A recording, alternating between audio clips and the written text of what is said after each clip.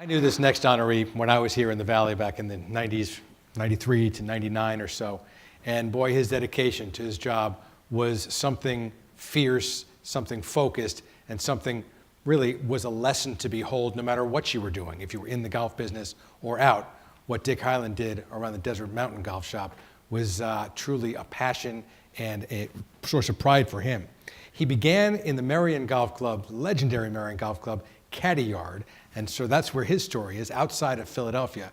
But it wasn't really after he went down through Palm Coast of Florida, learned how to teach the game from the legendary future Valley resident Jim Flick. Then when Dick Hyland transferred out here, his whole life not only changed, but so did the Southwest section and golf here in the desert. He would develop the golf operations at the 6 golf course complex of Desert Mountain, as I mentioned, and turn that facility into something very special in the game. Join me in taking a look back at the legendary career and the mark made on this area by Dick Hyland.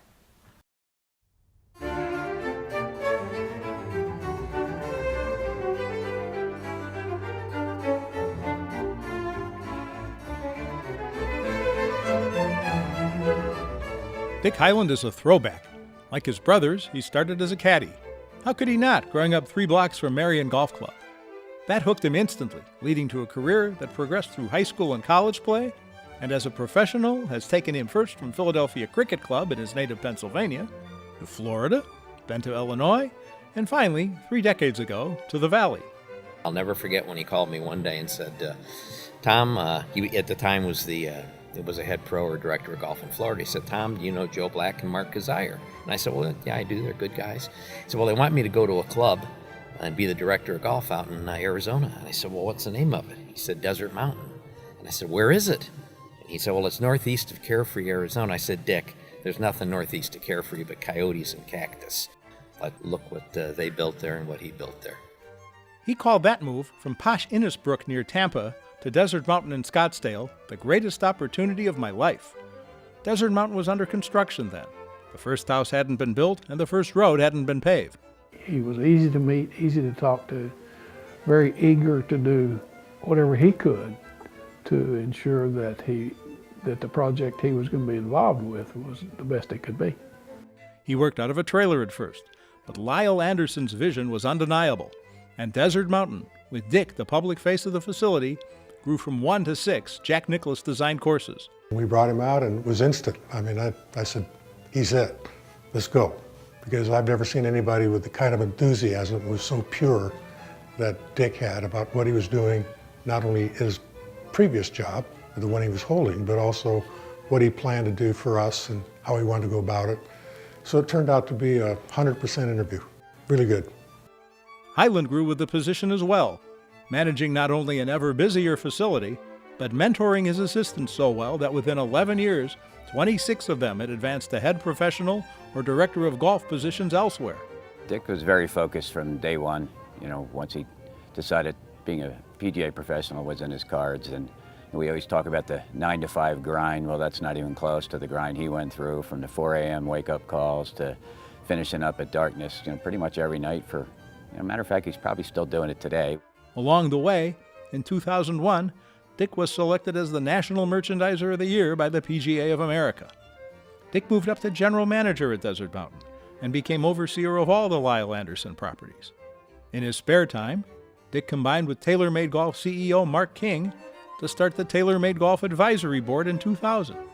It recognizes PGA professionals, instructors, players, and merchandisers around the country. He also found time to play a little, putting together a collection of top 10s in the Southwest PGA Championship. All this good work has not gone unnoticed. Dick has twice been named the Southwest PGA Golf Professional of the Year and earned the 1996 Bill Strasbaugh Award for his commitment towards mentoring others within the association. He was honored by the Arizona Golf Association with the 2012 Updegraff Award and was inducted into their Arizona Golf Hall of Fame in 2016. Always, his focus was on people.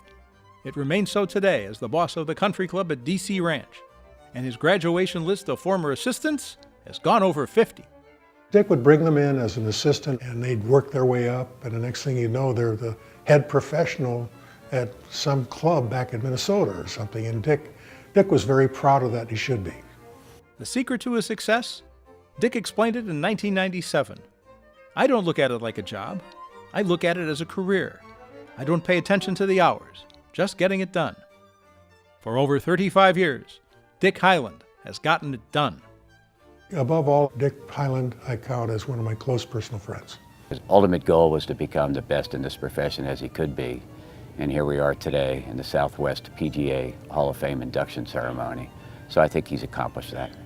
I couldn't be more proud when he was named Southwest PGA Pro of the Year a couple of years ago. I thought that was it, but this induction into the Hall of Fame is a culmination of one of the finest golf pros that I've ever had the pleasure to be associated with.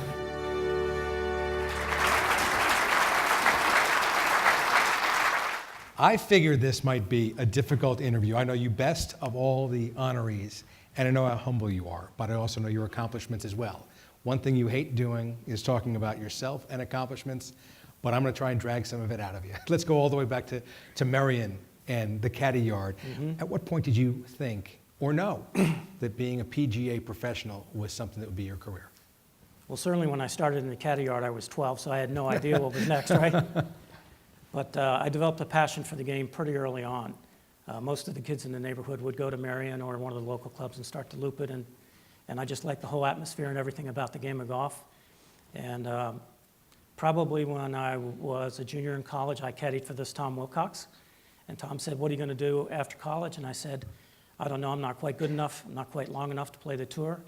And Tom said, "Well, why don't you consider the PGA?" And I said, "I'm not sure what's involved." And he said, "Well, there are certain PGA schools you got to go through." I said, "How fast can I get through there?" And he said, 3 years, that'll shock you. And I said, "Okay, I'll give it 3 years, and then what's up next?" And he said, "Well, you got to go down to Florida and work for this guy, Jay Overton. He's one of the toughest guys you can ever work for. He's as knowledgeable as anybody." I said, "Good, bring it on." So I went down to work with Jay in the winter times, and lo and behold, when I was 27, I got my first job, and it was a 54-hole job. And so off we went from there. But you're bouncing from Hall of Fame venues, Marion, Philly Cricket Club, obviously working with Jay and Jim Flick down in Florida. And then an expansion team calls you up, haven't even broken ground. What made you think that Lyle Anderson, Joe Black, Mark Kazire, big names, but that their dream or that this wild thing out in the middle of nowhere was going to be a success? Well, I had no idea, but let me tell you how it started. I have an older brother, and he was going through Tampa where I was on his way to Miami, and I hadn't seen him in years, and he stopped at our house, and we had dinner, and he said to me, "Hey, I just got a membership at this place called Desert Mountain." I said, "Where's that?" And he said, "Well, it's in Arizona." I said, "Where's that?" And so he said, they're looking for somebody for their golf, and at that time I was running a 54-hole golf property. And I said, "But throw my hat in the ring," and in any event, I was fortunate enough, I met with Mark. Jerry and I went to the PGA show in Orlando. I think it was 86, wasn't it, Mark? And then Mark said they had a lot of other candidates to talk to, and I said, "That's fine, I'm not going to leave what I have." And then the next day, Mark calls me and says, "Can you come out to Arizona?" And so I flew out to Arizona. I think it was on a Thursday or something like that. I was expecting to go back to Florida on Friday, and lo and behold, I think I went back the next Wednesday. So we really didn't know. I had no idea what Arizona was like. I certainly didn't have any idea what Arizona golf was like. But I had heard about Lyle Anderson from Mark and Joe and this fellow, Don Padgett. And he was the visionary. He did Desert Highlands, and he wanted to build arguably the best of its kind in the world of golf in Desert Mountain.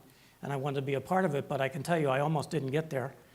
We were driving up Pima Road, and Don Padgett's driving me, and we get about 5 minutes from what was eventually Desert Mountain. He says, "Take a look up there." And I said, "Okay, what?" He said, "What do you see?" I said, "Well, I just left 80-degree weather, and I think I see snow." And he says, "That is snow." So I thought, oh my God. I called Jerry. I said, "Hey, it's 80 degrees where you are. It's snow up on the mountain. I'm not so sure about this." And so a couple days later, I'm driving down off the mountain, no lights, no paved roads, nothing. And I'm driving down, the only thing I have on my headlights. And I see these, I said, "Shoot, these are mini buffaloes going across this road." So I'm thinking, I gotta get out of here. So I drive down there and I say, "Jerry, I don't know what this place is all about. I almost wrecked with like 6 mini buffaloes." She said, "You dummy, they're javelinas." So in any event, we had a long career with Lyle. It was great. Certainly have had a long career as a PGA professional, a distinguished career. You've heard so many of those awards. That's just a portion of them. Where do you rank the 2001 National Award, the National PGA Merchandiser of the Year? Right, in 2001, we did win the National Merchandiser of the Year award, but it wasn't about me, David. It was about the team that we compiled. And I told you. I was just the recipient of the award. Janelle Bergstrom, who is here tonight, she's been with me for 20 years doing the retail end. And at the time, I was doing most of it. And we were well over $4 million in sales. And Lyle said to me, you can't do it all, you got to get some help. And so that's when we went out and got Janelle and some other gals to help us build this program. And the PGA contacted us and said, we'd like you to apply for this award. And it was based on financials, and it was based on presentations and appearances and services. And when it was all said and done, we flew down to Florida, and we were very, very lucky to win this award. So you were lucky, and it was basically the team, it wasn't you. Who put that team together? Yeah, I'm like Belichick. I just call the plays. I don't run them. He's pretty good at what he does, man. Let's talk about this thing, which I saw on my table. Very, very interesting. Tell us about the quotes that are here, what they mean to you, and the one on the back. Yeah, what I put means it on the table because I don't think that everybody will ever listen to what I say, but if I could leave this here and it means something to anybody. Obviously, my dad played a pretty important role in my life, and we were one game away from going to the Little League World Series when I was 12. And he gave me this one that said, press on, and I won't read through it, but I'd ask that you do that, and he just said that persistence and determination alone are omnipotent, and that stuck with me, and I have this on my bulletin board. I read it all the time, and then Tom Wilcox gave me the one on the other side when I first went to work with Tom, called The Indispensable Man, and if you read through that, you know, that's why I grind it out every day. You just never know. Everyone's dispensable to some degree. Yep. Now, when I first got to Desert Mountain and I was standing up there outside the Cochise clubhouse, I remember looking back into the ninth fairway, or green, and there was a ball about that far from the hole, and I figured someone had dropped it there or something, but it turned out you were coming up the ninth fairway. Heck of a player. We saw the 62, the course record there as far as Cochise is concerned. Any memorable rounds or regrets maybe that you didn't follow the competitive side of it more than the business side? Oh, as I said to you, I wasn't quite good enough to play the tour, and I have a little slogan that went, you know, if you can't make a living with your sticks, you better stick to what makes you a living. And so, you know, I could play competitively at the club level. I went to a couple national club professional championships and whatnot. I've been fortunate to shoot a couple nice scores. The 62, 10 under was my best, but probably my best effort was in a Players Series event here in Arizona. I set a course record one year, and then I broke that course record the next year in the same tournament. Nice. Yeah, that was fun. We're going to hear the numbers? Huh? We're going to hear the numbers? Well, I can tell you that I finished the last round with 6 straight birdies. Does that help? I like the sound of that. Yeah. More important than the rounds, more important than any of the awards, are the lives that you've touched and changed by your mentorship. And we heard about the huge numbers of your assistants that very quickly went on to have head professional jobs where not only their lives were changed, but as everyone in this room knows, they could affect other people's lives as well. How gratifying are those numbers and that influence that you've had been to you? Oh, very gratifying, but I can tell you that with all the people that we've placed throughout the industry, it gives me more places to play around the country. But really, before I say that, you know, I had my mentors along the way, and they were very demanding and very tough, and they weren't necessarily people I look forward to working with, but people I look back on. And that's the same impression I'd like to give all of the assistants who come to work with me, and I use that word as opposed to for me. And I want more for them than they want for themselves in most cases. And we're just lucky and fortunate that they've all been prepared. They worked their way to these jobs. Most recently, Drew Darrow got a beautiful job at Pinnacle Peak Country Club, and he earned it every step of the way, and there were 200 applicants. And, you know, for me, it's just very rewarding to see these young professionals, both guys and gals, go on to more improved opportunities in their career. It's really rewarding. Well, you always know that the person who's moving into a job, if they got Dick Hyland on their resume, they certainly have done some terrific work, and they've gotten some terrific training. Now, you were quoted in the video there as saying you've never had a job, but a career. What did you mean by that? You know, I think that whatever you do in your life, you better be passionate about it, and it shouldn't feel like you have to go to a job every day. And I can tell you, as I'm looking at you, I've never felt like, oh my God, I got to go to work today. It's been a career path, and it's not over yet. And I don't know that it ever will be over, but that's what I mean by that. I've only had a career. I've never had a job. Passion for your job. You've had passion also for your assistants that have gone on to do Yeah. so much in the game. You also have passion for those who've helped you along the way, like you mentioned, and those who are involved with you at this point. Do you have any? I know some folks from DC Ranch are here now tonight. Do you have anything else to say before the evening ends? You know, the last 8 years of my career, I've been at the country club at DC Ranch. And I aligned with them when Paul Skelton, who passed away a few years ago, met me at the car wash one day, and he said, "Hey, pal, I need some help with golf at DC Ranch. Can you help us out?" And I went home and I talked to my wife, Jerry, and I said, you know, Paul's been a friend for 25 years. It's changed over to the membership. I'd like to go and help him out if I can. And, you know, our home was only 3.5 miles away, so we did it. But what I can tell you is of all the clubs that I've been to, and as you know, I traveled between Scotland through to Hawaii, and I traveled to fabulous places, a wonderful way. But I can tell you as I sit here today that the membership at DC Ranch is as quality a membership as I've ever been around. They have more fun than any membership that I've ever been around.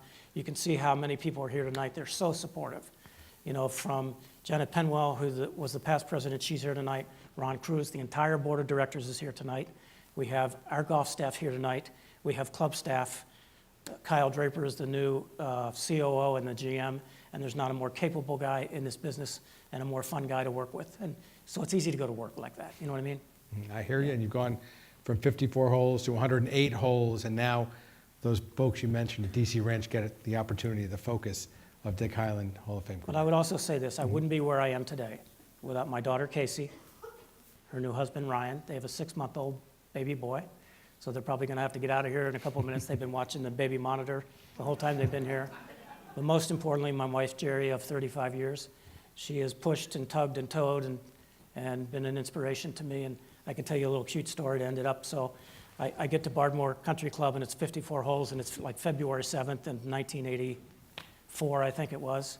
And we played like 450 rounds that day, and I go home, and I'm just sitting in the chair, and I'm looking at the ceiling like this. She says, "What's the matter with you?" I said, "Oh my God, what did I get myself into?" And she said, "This is what you said you always wanted, so let's go." And we never looked back. Thankfully, you never look back. Thank you, Jerry, and the whole family for being supporting cast for one of the truly iconic members of this section and in the game of golf. And watch out for those javelinas. Yeah, we will. All right, thanks so much.